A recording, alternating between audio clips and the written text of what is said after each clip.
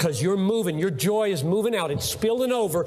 I have so much in Jesus. No, I may not have a lot of stuff, but I'm brimming with what really counts in life. That I'm going to use my stuff and my time and my energy to make your day for Jesus. I want to serve you for Jesus. That's the goal horizontally. And how that will glorify God, because Jesus says it does. Let your light so shine before men that they may see your good works. This is the spillover of joy in God, according to 2 Corinthians 8:2. They overflowed in liberality because they were full of joy in grace. So joy produces that kind of risk-taking love, and it is worth the fight. So here's where we are now. We just finished foundations. 45 minutes worth of foundations out of these sessions. And I'm going to build now on that. And where we're going is that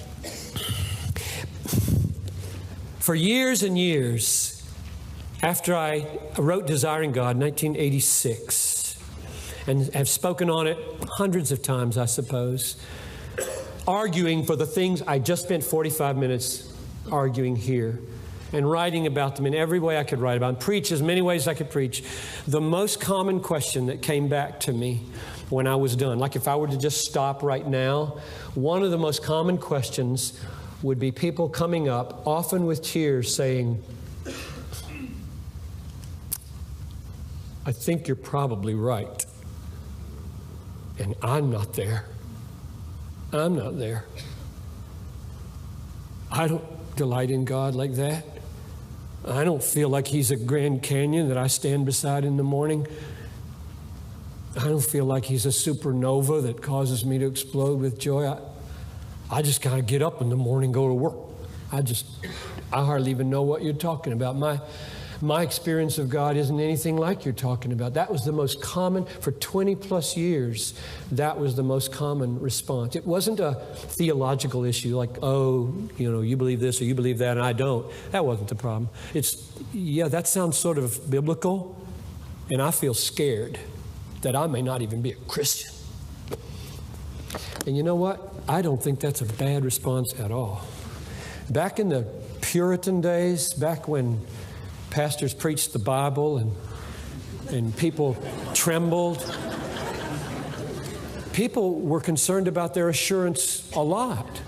And the Puritan pastors had to get really serious about getting them into the Bible, praying down the Holy Spirit and trying to help people gain some Holy Spirit-given affection for God that would be the internal testimony of the Holy Spirit that I'm a child of God, instead of just, I signed a card, I prayed a prayer, I must be. It's a logical deduction, which is the way most people are taught to get assurance today.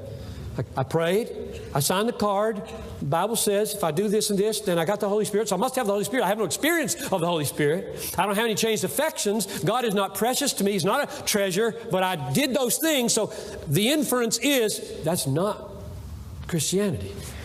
And so when I said these things for all these years, there was this trembling, this concern, and this simple question of, how do you fight for joy? I mean, what if I don't desire God?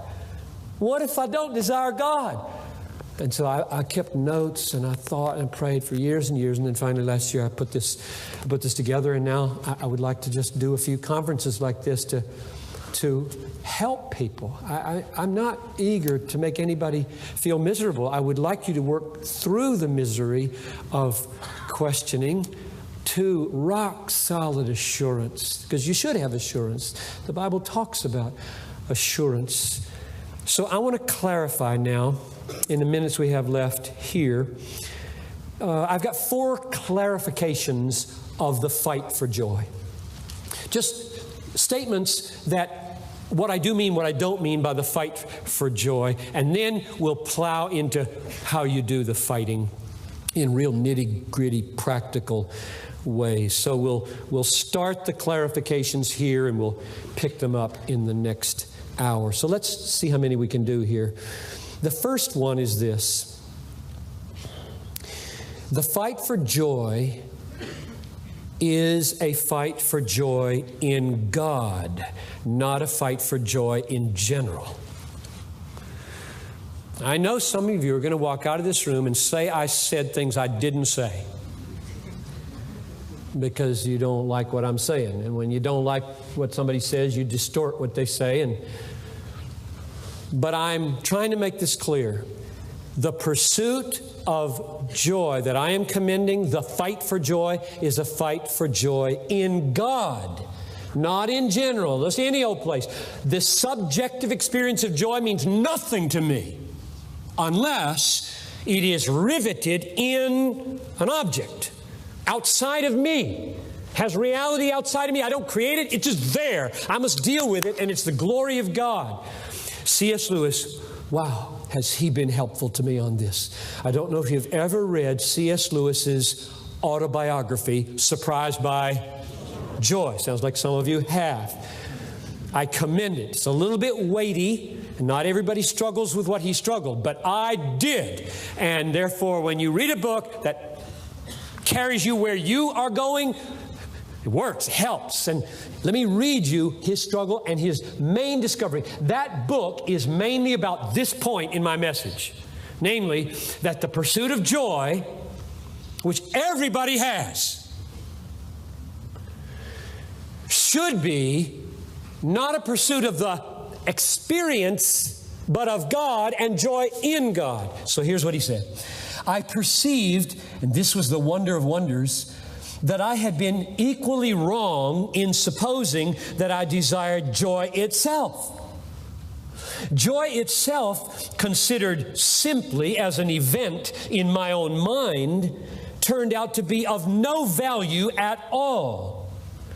All the value lay in that of which joy was the desiring. And that object quite clearly was no state of my own mind or body at all. I asked if joy itself was what I wanted, and, labeling it aesthetic experience, had pretended I could answer yes. But that answer too had broken down. Inexorably, joy proclaimed, "You want, I myself am your want of something other, outside, not you, nor any state of you." Period. Close quote. The fight for joy, clarification number one, is a fight for joy in God. So crucial. So crucial. Why then, somebody should ask me, why then do you insist over and over again in everything you write that we should pursue joy in God? Why don't you just say, pursue God? And there are three reasons.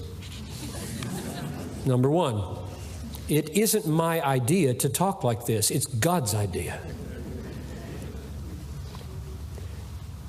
Deuteronomy 28:47 is one of the scariest warnings in the Bible. It goes like this. Because you did not serve the Lord your God with joyfulness and gladness of heart, you will serve your enemies. God is so bent on having people pursue joy in Him that if they try to serve Him without that joy, they will serve their enemies. That's how blood earnest God gets in this issue of pursuing joy. So it's not me who made up all the commandments. Delight yourself in the Lord. Rejoice in the Lord. That's Bible talk, not my talk.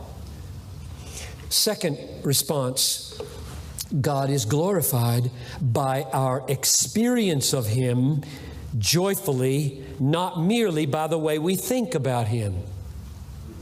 The devil has had more theologically accurate thoughts about God in the last 24 hours than you will have in a lifetime. You believe that? I do. I think he's brilliant. And he knows God inside out and hates what he knows. Satan's problem is not doctrine, it's delight. Therefore, getting our heads straight won't save us, and it won't glorify God by itself. And I hope you know I'm really big on doctrine.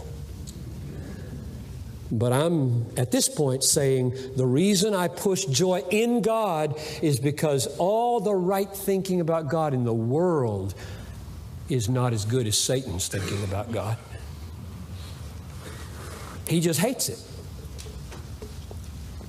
And the third response is people don't awaken to how desperate their condition is before God, usually, I think, until they begin to measure their hearts by the demand for joy in God. A lot of preaching of the law, and I think that's a good thing, deals with the law just at a do level, a deed level. Don't commit adultery, don't lie, don't steal, and doesn't probe the depths of commandment number 10, which is the root of all the others. Thou shalt not desire things in ways you shouldn't. Covet.